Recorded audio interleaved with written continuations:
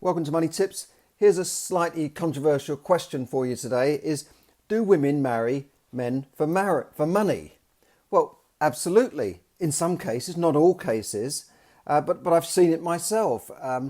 I've seen young girls from poor countries in their 20s marry guys in their 60s and 70s, and I think they both know, she knows it's for money, he knows it's for money, but they get along fine. And it's not for his looks, is it? And it's not for certainly not for his longevity of life. But yes, it happens in some cases. Now, I'm not saying it's all in all cases, but I think sometimes, you can have a go at me about this if you like, but sometimes women are a little bit, let's say, I wouldn't say devious, but they're certainly a little bit coy about this. They say things like, I'm looking for a man with a sense of humour, someone who can make me laugh, and we can go for walks in the park. They never mention looks or money. I mean, that is really a bunch of baloney. Of course we want people with a sense of humour, but that's not all it's about. They want chemistry, of course, but they're also they're keeping their eye on the other, on the money side as well. The majority of women, I found in my experience, really want someone who can be a good provider. Someone can give her and her future children, because they're thinking ahead of the guys, here. They want financial security for them and their family. Okay, now before I go on, if you like this, please click the like button, please share it. And I'm also offering a free Wealth Accelerator Discovery coaching call to 3 people next week. So click the link there if you're interested in that, if you're interested in to achieve financial freedom without necessarily working any harder than you are at the moment.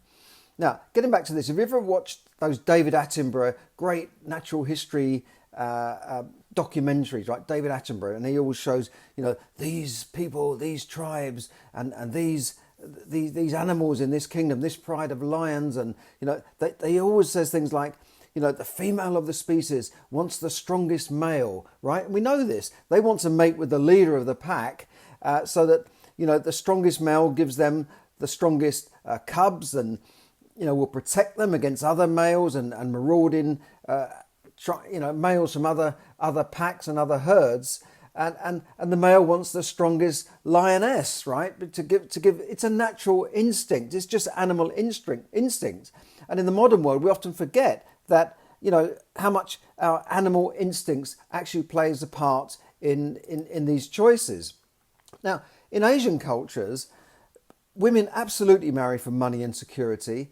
I mean, even in the UK, many families from Asian families or Indian families still have arranged marriages. Not all of them, but I know several families that have arranged marriages. They have special meeting places. They go with the families, and families talk to other families. And what are they marrying? Do they just say, well, just find a guy you fancy? No.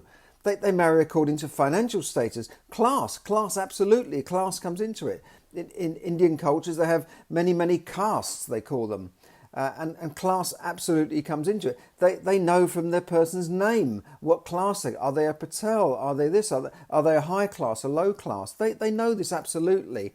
And then occupation comes into it. If their daughter is studying to be a lawyer, do they want her to marry a plumber? No, I'm not saying there's anything wrong with plumbers. I'm sure some plumbers make more money than lawyers, but this comes into it in their way of thinking. Career prospects is another thing. What prospect? It's like looking at buying a share in a company. If you were buying a share in a company, if I was buying shares in you as a school leaver or a graduate, what would your future earnings be worth? Warren Buffett's talked about this, your career prospects. If I bought a share in you, or I bought your future income, what would you take for that as a lump sum? What would you sell shares in yourself for? Have you got any prospects for the future? What are your future earnings likely to be? And families are looking at this. They're looking at career prospects. In short, it's largely to do with money and financial things, but class also comes into it.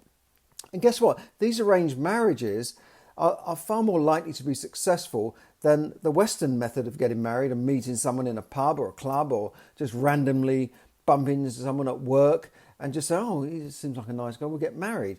It doesn't always work out. And in fact, there are more divorces in those kind of marriages than there are in arranged marriages. Now, the natural thing would be that, well, that's strange, because if you just say to someone, marry this person, aren't they more likely to divorce? No, because it's not just about looks. In fact, in in the Western culture, they're not forced to marry like this. It's the girl has a choice. But I know families like this, and I've certainly seen it many, many times. Now, am I saying that all women want from a man is their money? Well, all right, no, I'm not. Not quite. I'm not saying that, right?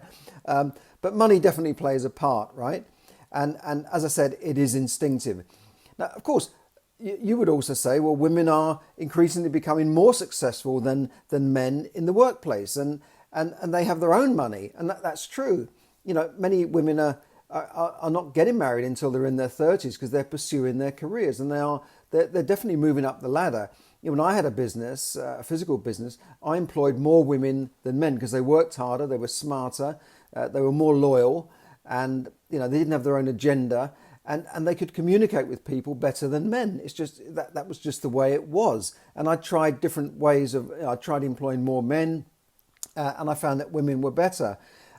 So in that case, maybe the woman is not looking for a provider. But if you think about it, why would a successful career woman working in the city or as a lawyer, a doctor, want to marry an uneducated man in a minimum wage job with zero career prospects? Is it going to happen? I don't think so. She might go out with him, have fun with him, but she's not going to get married to that type of guy. It doesn't happen. Well, it might happen sometimes. You might say, the exception to the rule. But, I'm talking about in general and what happens in most cases. Now, I've also noticed that frequently women will marry someone above their status or their class. So you might get a very attractive working class woman who will marry someone who's upper middle class, right? This happens, but it seldom happens the other way, for what I've seen. Unless men become exceedingly rich, then of course, even aristocratic families, marry beneath, I'm marrying beneath myself for money, unfortunately, that vulgar thing called money, to protect the family home, the family estate. Yes, they will go down a peg when it comes to money. And I've written about this in my book, Yes, Money Can Buy You Happiness. People say, money doesn't buy you happiness. What a load of rubbish. Money, of course, can buy you happiness. It's not definitely going to make you happy. It doesn't always buy you happiness, but money does play a big part in people's happiness. Believe me, it's been proven in many, many studies that I've written about in my book.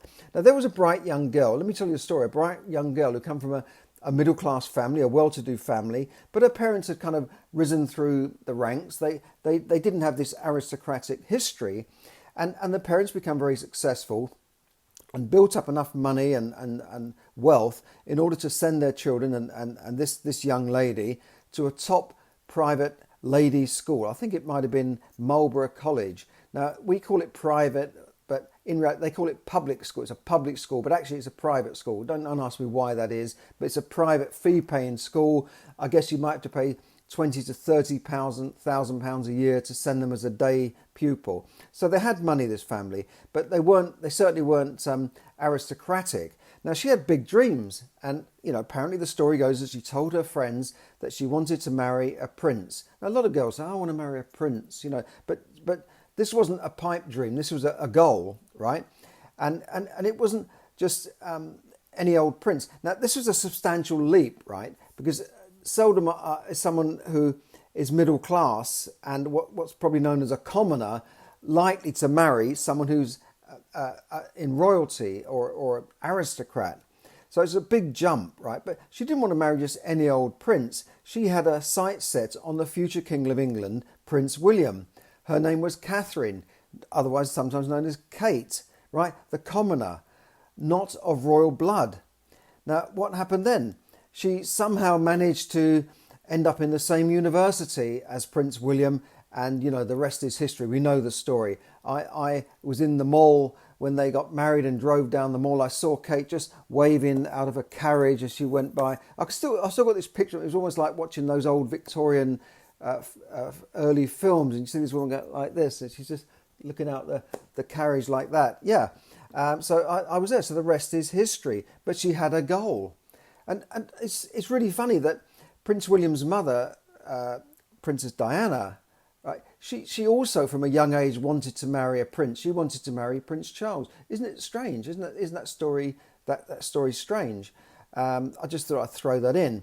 Now, in the book Secrets of the Millionaire Next Door, And I've talked about this book a lot because it was a major academic study as well as a book.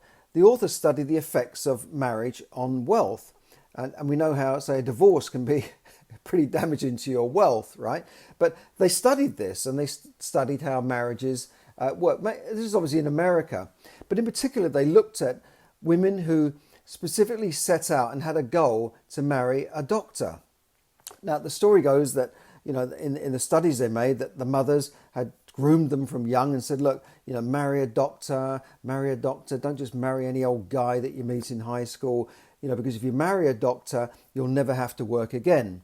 In other words, marrying a doctor means literally marrying into millions of dollars of future income. It's that future income again, right? The doctor may not be from a rich family himself, but it's his future prospects that matter, right? That's what his selling power. If you were buying shares in a doctor, future income, you'd pay more for those shares than you would, say, for a gardener, right? So it's just one of those things.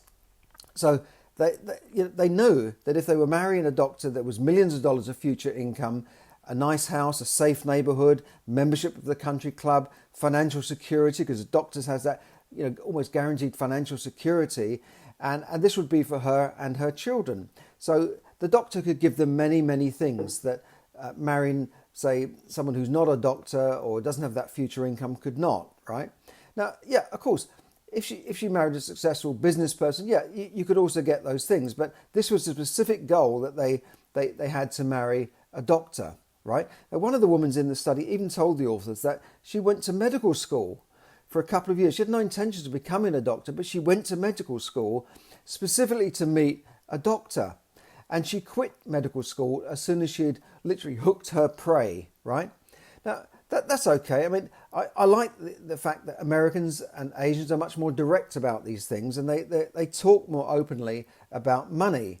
And they're far more practical when it comes to financial issues than we are in the UK. That's my observation. And this is important because one of the main causes of divorce, as we know, is money issues, money problems, right? Remember that saying, when money stops coming in the door, love goes out the window, right? So we know this is true. Now, I'm sorry to break it to you guys here, but in most cases, women are smarter than us men, right? They can outthink us and outsmart us, and they plan ahead. You're just thinking about where we are now. They're thinking ahead. They're 10 pages ahead of you, right? And they're thinking about the future. They even ask you questions. What are your plans? And the men go, well, I don't know. What are your plans for next month? What are your plans for Christmas? What are your plans for the future? And the guys go, oh, what are your plans? I don't know. I'm thinking about maybe I'll go down the pub tonight. That's my plan. Or, maybe next week I might go away somewhere. Yeah. But women are thinking, they're asking, you've got to kind of man up here, right? And women need security. Just as the strongest guy, caveman, they married the strongest caveman to protect them against tribes, and that's what nowadays the strongest guy is the guy making the most money. He's the guy in the top financial job, or the doctor. That's what they're looking at. So security to them means the ability to buy a house and give them security in a safer neighborhood to protect their family. So guys, if you want to attract the woman of your dreams, you better man up and get it together. And girls, don't just marry a person only for money, but equally think about the money when you're making that all important decision.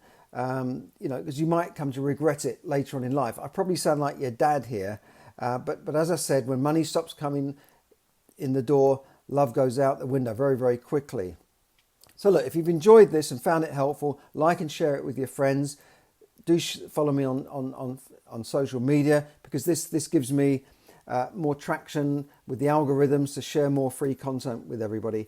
So I'm offering, as I said, a free wealth accelerated discovery coaching call to 3 people next week. If you're interested in that, click on the link there to find out.